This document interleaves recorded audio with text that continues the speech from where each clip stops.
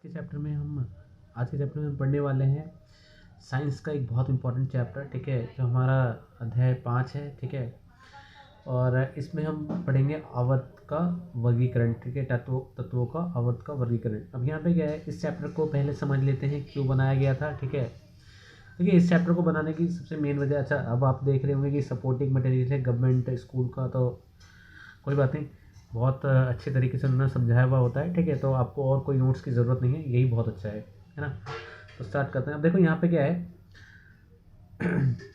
Chapter को बनाया इसलिए गया था कि क्या होता है कि कभी कभार, जैसे सपोज़ करो कि हमें पढ़ना है, ठीक है। अब मेरे पास कोई क्लास है, अब क्या है कि क्लास में अब हर एक क्लास के अलग अलग बच्चे होंगे, तो मुझे मतलब क्या है कि अगर मैं एक क्लास ऐसे बनाऊँ जिसमें 4 बच्चे अलग अलग क्लास के हैं, तो हर एक बच्चे को अलग अलग मेरे को टाइम देना पड़ेगा, ठीक है। तो इसलिए हम क्या करते हैं, एक पूरा पीरियड बना देते हैं या एक पूरी बैच बना देते हैं, जिसमें हम क्या करते हैं 10th क्लास के अलग पढ़ाएंगे, 9th क्लास के अलग पढ़ाएंगे, 8th क्लास के अलग पढ़ाएंगे, ठीक है। एग्जाम्पल के लिए, हाइपोथेटिकली एग्जाम्पल बता रहा हूँ मैं आपको, ठीक है। तो यहाँ पे होगा क्या, ठीक है। तो इसीलिए अब क्या है कि ताकि हमें अलग से अगर मैं 9th क्लास के अब वहाँ पे क्या है कि 1 घंटे में अगर मैं 9th क्लास का पूरा बैच बैठा हुआ उसको पढ़ा रहा हूँ, तो मतलब पूरी 9th क्लास को पढ़ा रहा हूँ, 10th को पढ़ा रहा हूँ, पूरी 10th क्लास को पढ़ा रहा हूँ। इसी तरीके से क्या होता है कि तत्वों में क्या था, अगर सपोज करो 118 हैं, अब आपको एक एक करके पढ़ना है, ठीक है। तो हर एक को एक एक करके नहीं पढ़ सकते ना, बहुत दिक्कत हो जाएगी हमें, है ना। तो हम क्या करते हैं कि उनको हमने ग्रुप में बांट रखा है, ठीक है। तो क्या करें कि हम उसको पढ़ सकें, एक के बारे में पढ़ लिया भाई, सबके बारे में पढ़ लिया, ठीक है। तो इस तरीके से हमने चैप्टर को बांटा है। तो स्टार्ट करते हैं। हमारे पास जो सबसे पहला हमारे पास वर्गीकरण है वो है डोबेराइनर का त्रिक, ठीक है। भाई डोबेराइनर क्या कह रहा था, ठीक है, ये जान लेते हैं। डोबेराइनर कह रहा था कि जो हमारे पास यहाँ पे क्या होता है कि जो तत्व हैं, ठीक है, आपने मैथ पढ़ी है ना, उसमें एक माध्य नाम की एक चीज़ होती है, ठीक है। तो पहले मैं आपको हिंदी पढ़ के बताता हूँ, जो हिंदी में लिखा हुआ है यहाँ पे, उसमें क्या लिखा था कि जो तत्व होते हैं हमारे, है ना, जो तत्व होते हैं, जब तत्वों को उनके बढ़ते हुए भार के अनुसार क्रमवार लगाया जाता है, तो 3 तत्वों के समूह प्राप्त होते हैं, जिन्हें क्या कहते हैं, जिन्हें त्रिक कहते हैं, ठीक है। और त्रिक के मध्य तत्वों का परमाणु भार अन्य 2 तत्वों के परमाणु भार का माध्य होता है। कहने का मतलब क्या है, देखो यहाँ पे 3 चीज़ें जरा ध्यान से देखो। परमाणु भार की कुछ बात कर रहा है, फिर ये त्रिक की बात कर रहा है, ठीक है, और फिर एक माध्य की बात कर रहा है। ये मैथ में हमने पढ़ाई होगा। अब देखिए स्टार्ट करते हैं। कहना क्या चाह रहा था वो, वही कह रहा था। पहले परमाणु द्रव्यमान के बारे में बात कर लेते हैं। तो उसने जैसे कहा कि सपोज करो कि हमारे पास 3 एलिमेंट है, ए बी और सॉरी बी कह रहा था मैं इसको, ये बी है और एक सी है, ठीक है। 3 एलिमेंट है, एक का द्रव्यमान 1 है, दूसरे का 2 है, तीसरे का 3 है, ठीक है। और क्या करेंगे हम, अगर हम ए और सी का जो है माध्य निकालेंगे। माध्य कैसे निकालते हैं, दोनों के द्रव्यमान को जोड़ लेते हैं, ठीक है, उसको 2 से डिवाइड कर देते हैं, ठीक है। तो कितना हुआ, 4, 4/2, और इसे काटोगे तो कितना आएगा, 2 ही आएगा वापस। तो क्या होगा, तीसरे वाले का द्रव्यमान हमें मिल जाएगा। ये कहना चाह रहा था डोबेराइनर, ठीक है। तो डोबेराइनर ने क्या कहा, डोबेराइनर ने ये कहा कि अगर क्या होगा, जब तत्वों को उनके बढ़ते हुए परमाणु भार के अनुसार क्रमवार लगाया जाता है, तो 3 तत्वों के परमाणु प्राप्त होते हैं, जिन्हें क्या कहते हैं, जिन्हें त्रिक कहते हैं, ठीक है। और त्रिक का मतलब क्या होता है भाई, त्रिक का मतलब होता है 3 का ग्रुप होता है हमारे पास। त्रिक का मतलब क्या होता है, 3 का ग्रुप, ठीक है। और अगर आप उसका माध्य निकालोगे तो बीच वाले का ही द्रव्यमान आएगा, ठीक है। तो ये उसने कहा था। पर भाई दिक्कत क्या आ गई उसके साथ, दिक्कत ये आई दिक्कत ये है कि उसमें कुछ सीमाएं थी। अब बताओ सीमाओं का मतलब क्या होता है, ठीक है।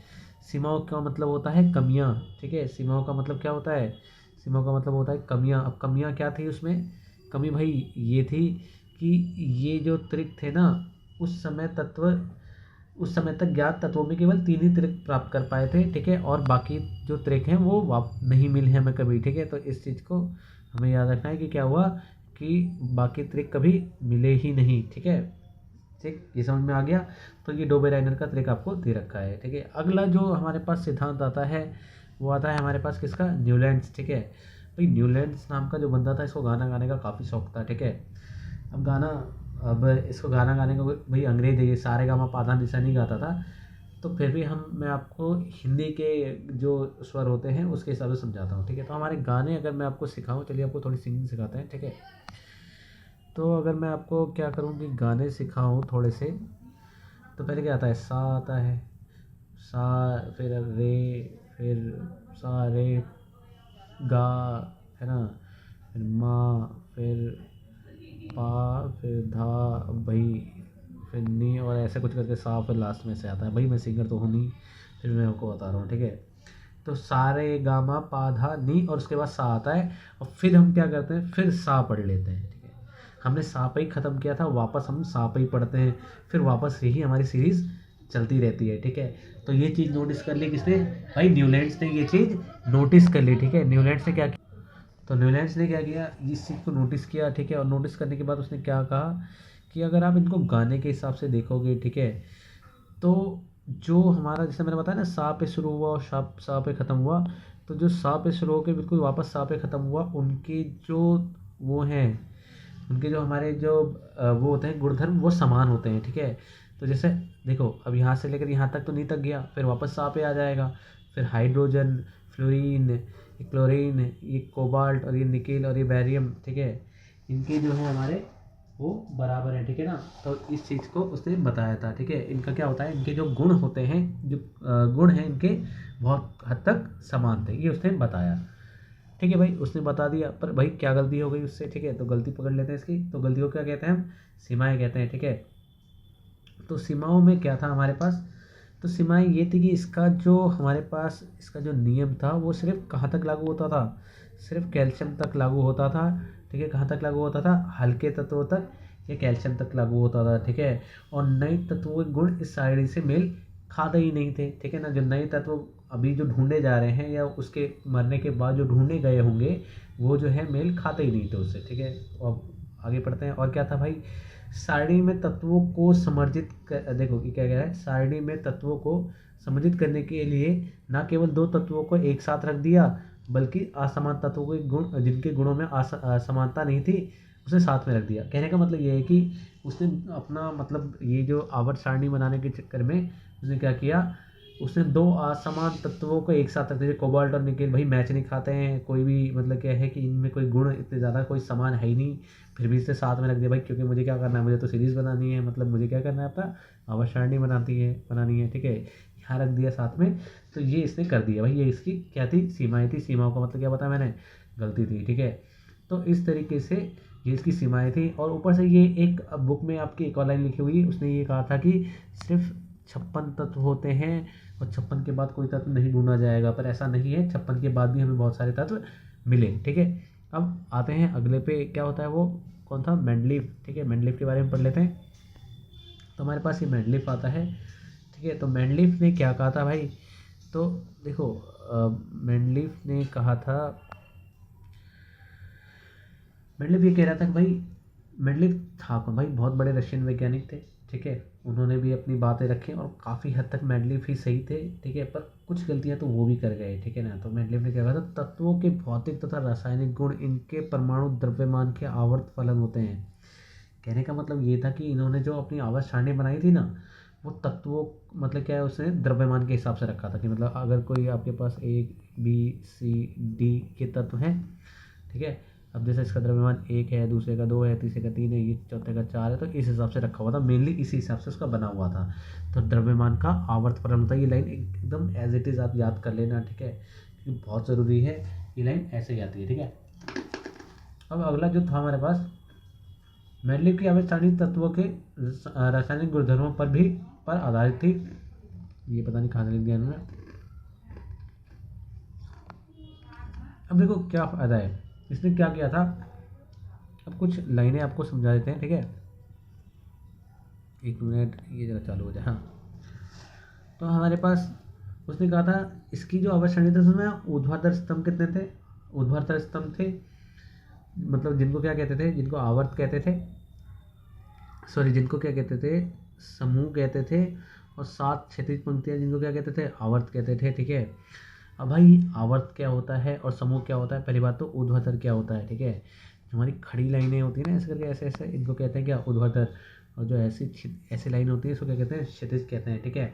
हम इसने क्या कहा, क्षैतिज और ऊर्ध्वाधर कुछ बता रहा है, और ये आवर्त क्या होता है, चलिए ये भी देख लेते हैं, ठीक है।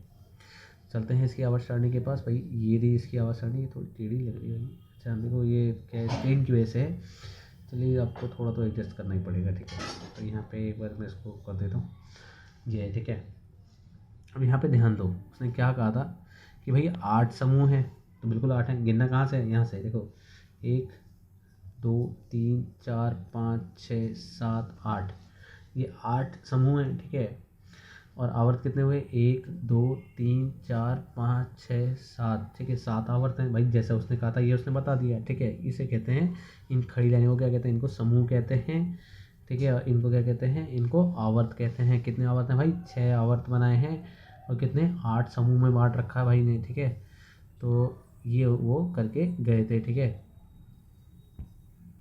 ओके, पढ़ लेते हैं भाई। तो इतना सब कुछ इन्होंने बताया, और भी क्या बताया भाई, इसके और भी बहुत सारे गुण थे, ठीक है।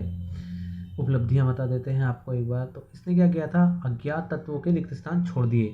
भाई मेंडलीव इतना समझदार था, उसने क्या बताया कि भाई जो मैं आवर्त सारणी बना के जा रहा हूँ ना, मेरे बाद भी क्या है कि आवर्त सारणी मतलब वहाँ पे कुछ एटम आपको मिल जाएंगे जो उन्हीं की तरह समान उनके गुण होंगे, ठीक है। तो बिल्कुल ऐसा हुआ, ठीक है। तो उसने स्थान छोड़ दिया और उनके एक वर्ड का इस्तेमाल किया, एका, ठीक है, एका वर्ड का इस्तेमाल किया। तो बाद में ऐसे तत्व ढूंढे भी गए, ठीक है। समान गुणधर्मों वाले तत्वों को एक स्थान मिल गया भाई, इसकी वजह से इसने वो वाली गलती नहीं की जो न्यूलैंड्स और डोबेराइन दोहरा के गए थे, ठीक है। पिछली व्यवस्था को छोड़े बिना ही अक्रिय गैसों का पता लगाने पर इन अलग समूह में रखा जा सकता था। ये अक्रिय गैस क्या होते हैं, ठीक है। अब तुमने देखा होगा जो बल्ब होती है ना हमारे पास, बल्ब जो होती है उसके अंदर एक गैस होती है, उसको क्या कहते हैं, नियॉन गैस कहते हैं, आपने पढ़ा होगा। अब ये नियॉन गैस जो होती है ना, अक्रिय गैस होती है, उन्हीं के बारे में बात कर रहा है ये, ठीक है।